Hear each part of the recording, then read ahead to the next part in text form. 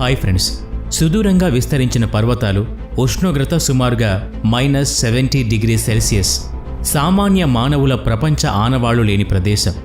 కానీ అక్కడ పచ్చని కాకి డ్రెస్, తెల్లని జాకెట్స్, తలపై తిరంగా పతాకం గుర్తు ఉన్న టోపీ పెట్టుకున్న భారతీయ సైనికులు ఇంత చలిలో, మంచులో దేశ సేవ కోసం నిలబడి ఉంటారు.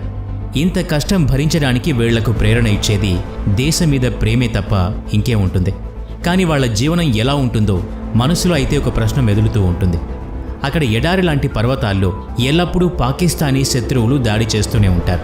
ఈ సియాచిన్ బోర్డర్ దగ్గర ఈ సైనికులకు రోజు ఎలా గడుస్తుంది, వీళ్ళకి ఎలాంటి ట్రైనింగ్ ఇస్తారు అనేది ఈ వీడియోలో చూద్దాం.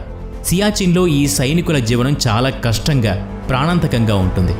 అందుకని ఈ వీడియో చాలా ఆసక్తికరంగా ఉండబోతోంది. ఈ వీడియోని ఎక్కడా స్కిప్ చేయకుండా పూర్తిగా చూడండి. మరింకెందుకు ఆలస్యం, let's start our today's episode.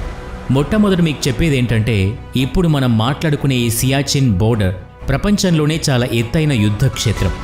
ఇది ఇంత ఎత్తులో ఉందంటే ఇక్కడ పరిస్థితులు ఎంత కఠినంగా ఉంటాయో మీరు అర్థం చేసుకోవచ్చు.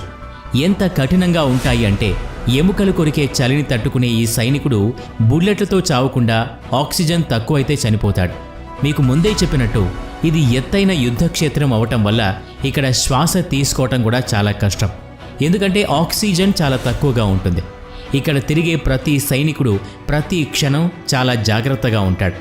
ఎప్పుడైనా శత్రువులపై దాడి అనగానే అతను మంచు, చలి, ఆక్సిజన్ తక్కువ అనే సమస్యల గురించి భయపడ్డు. ఈ ప్రాంతం జీవనానికి ఇంత కఠినం అయితే సైనికులు ఇక్కడికి ఎందుకు వెళ్తారని ఇప్పుడు మీరు ఆలోచిస్తున్నారేమో. దీనికి కారణం ఈ ప్రాంతం భారత్లోని ఒక సమగ్రమైన భాగం. దీనిపై ఎప్పుడూ పాకిస్తాన్ అబద్ధాలు చెబుతూ చొరబాటుకు ప్రయత్నిస్తూనే ఉంటుంది. అందుకని ఈ మంచు ఎడారిలో సైనికుల పహారా, వాళ్ల సర్వైవల్ కోసం ప్రభుత్వం ప్రతిరోజు 4 నుంచి 8 కోట్ల రూపాయల వరకు ఖర్చు పెడుతుంది. ఇది దేశ సమగ్రతకు ఎంత అవసరమో ఈ ఖర్చుతో మీరు అంచనా వేయొచ్చు. ఇంత కఠిన పరిస్థితుల్లో కూడా 10,000 మంది దేశ సైనికులు పహారా కాస్తూ ఉంటారు. ఇక్కడ జీవితం ఎంత కష్టమో గణాంకాల ప్రకారం ఎంతమంది ప్రాణాలు కోల్పోయారో చూస్తే అర్థమవుతుంది. గత 30 సంవత్సరాల్లో మన దేశానికి చెందిన 846 మంది సైనికులు ఇక్కడున్న విషమ పరిస్థితుల వల్ల తమ ప్రాణాలు కోల్పోయారు. సియాచిన్ గ్లేషియర్ 20,000 అడుగుల ఎత్తులో ఉంది. అక్కడ సైనికులందరూ కలిసి నడుస్తారు. సమూహంలో నడుస్తున్న సైనికుల కాళ్ళు ఒక తాడుతో కట్టి ఉంటాయి. ఎవరైనా సహచరుడు జారి కింద పడిపోతే అతను ఆ గ్రూపు నుండి వేరవ్వకుండా ఉంటాడు. ఎత్తైన స్థానంలో సైనికులు ఎక్కడైతే పహారా ఉండాలో అక్కడికి సైనికులు చేరుకోవడానికి బేస్ క్యాంపు నుంచి 10 రోజుల ముందే తమ యాత్రను ప్రారంభించాల్సి ఉంటుంది. అందుకని సైనికుల గుంపు 2:30 లేదా 3 గంటల రాత్రి బయలుదేరాల్సి వస్తుంది. వీళ్ళు 9 గంటలకు ముందే అక్కడికి చేరుకోవాలి. ఎందుకంటే ఇక్కడ పగలు మంచు కరగడానికి అవకాశాలు చాలా ఎక్కువ. దానివల్ల ప్రమాదం కూడా ఎక్కువే ఉంటుంది. అందుకని ఎక్కడమంతా రాత్రిపూటనే పూర్తి చేస్తారు. ఈ సైనికుల వెంట 20 నుండి 30 కిలోల బ్యాగ్ ఉంటుంది.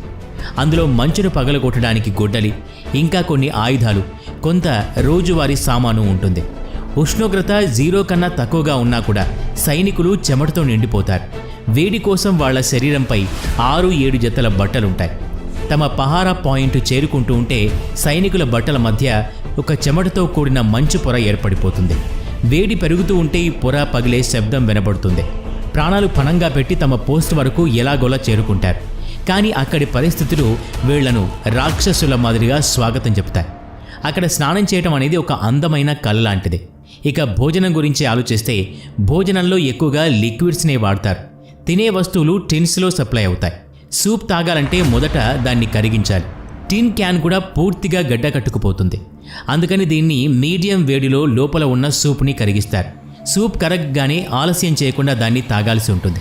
ఎందుకంటే ఒకవేళ ఉష్ణోగ్రత -60° ఉందంటే కరిగిన ఈ సూప్ మళ్ళీ మంచులా లేదా సూప్ రాయిలా మారడానికి ఎక్కువ సమయం పట్టదు. తాగడానికి లిక్విడ్ ఎక్కువగా వాడతారు. అందుకని ఈ సైనికులకు పాలు అమృతంతో సమానం. కానీ వీళ్ళు అమృతాన్ని తాగడానికి దేవతల్లా అమృత మథనం చేయాల్సి ఉంటుంది. జనం లేని ఈ మంచు ప్రపంచంలో తినడానికి సులభంగా ఉండేవి డ్రై ఫ్రూట్స్, చాక్లెట్స్. ఎందుకంటే ఈ రెండు ఇంత చలిలో కూడా గడ్డకట్టవు. ఇక నీళ్ల విషయానికొస్తే సైనికులు తమ వెంట బ్యాక్ పాక్ ఏమీ తీసుకెళ్లరు. వీళ్ళు నీళ్ల కోసం మంచును పగలగొట్టి కరిగించాల్సి ఉంటుంది. ఇలా చేయడానికి ముందు వాళ్ళు శుభ్రమైన మంచు ఉన్న ప్రాంతాన్ని వెతుకుంటారు. ఆకలి పెద్ద సమస్య కాబట్టి బతికి ఉండడానికి ఏదో ఒకటి తినాల్సి ఉంటుంది. ఇక్కడ చల్లని వాటిని వేడి చేసుకోవటంలో కష్టం ఎక్కువగా ఉంటుంది. అంతేకాదు కష్టపడి వేడి చేసిన లిక్విడ్ను చల్లగా అవ్వకముందే తాగాల్సి ఉంటుంది. దీని ప్రభావం సైనికుల డైజెస్టివ్ సిస్టమ్ మీద కూడా పడుతుంది. దీనివల్ల ఆరోగ్యవంతంగా ఉన్న సైనికుడికి కూడా టాయిలెట్లో 2 నుండి 3 గంటల సమయం పడుతుంది. స్నానం చేయడానికి నీళ్ల కోసం ఎంతో కష్టపడాల్సి వస్తుంది. ఆ నీళ్లను వేడిగా ఉంచడానికి ఎప్పుడూ స్టవ్ మీదే ఉంచాలి. ఈ స్టవ్కి అవసరమైన కిరోసిన్ వీళ్ళకి నిప్పు పుట్టించడానికి ఒక వరంలా కనిపిస్తుంది. అసలు కిరోసిన్ ఇక్కడి లైఫ్ లైన్ అని అనడం కరెక్టే. మొదట ఇక్కడకు క్యాన్స్లో నింపుకొని తీసుకొచ్చేవారు. కానీ ఈ సమయంలో ఈ లైఫ్ లైన్ కోసం పైప్ లైన్ను సమకూర్చారు. సియాచిన్లో అతిపెద్ద సమస్య శరీర భాగాలు గడ్డ కట్టుకుపోవటం. శరీరంలోని ఏదైనా భాగం మెటల్తో కాంటాక్ట్తో వస్తే రెప్పపాట్లో అది గడ్డ కట్టడం లేదా కట్టవడం కానీ జరుగుతుంది. అలా గడ్డ కట్టినా లేదైనా కట్టైన భాగాన్ని సరిచేయటం చాలా కష్టం.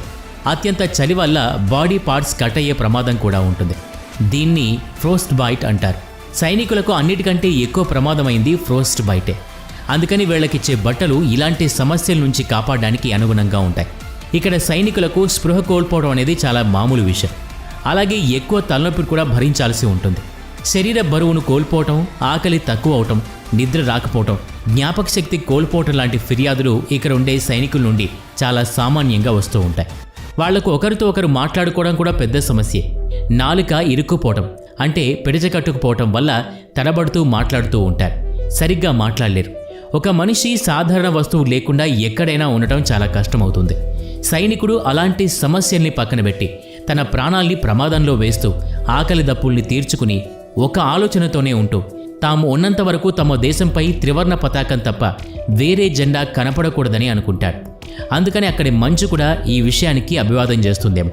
ప్రతి క్షణం దేశం కోసం ఆలోచిస్తున్నందుకు ఇలాంటి దేశ ప్రేమికుల కాళ్ల కిందకి వస్తుందేమో. మీరు ఈ సైనికుల కోసం మీ ప్రార్థనల్ని కామెంట్ బాక్స్లో రాయండి. మీరు ఈ సైనికుల దేశ ప్రేమ గురించి ఏం చెప్పాలనుకుంటున్నారో కామెంట్ చేసి చెప్పండి. వీడియో నచ్చితే లైక్ చేయండి, షేర్ చేయండి. ఇలాంటి మరిన్ని వీడియోస్ కోసం ఈ ఛానల్కి సబ్స్క్రైబ్ చేసుకొని బెల్ ఐకాన్ మీద క్లిక్ చేయండి. నెక్స్ట్ వీడియోలో మళ్ళీ కలుద్దాం. Thanks for watching.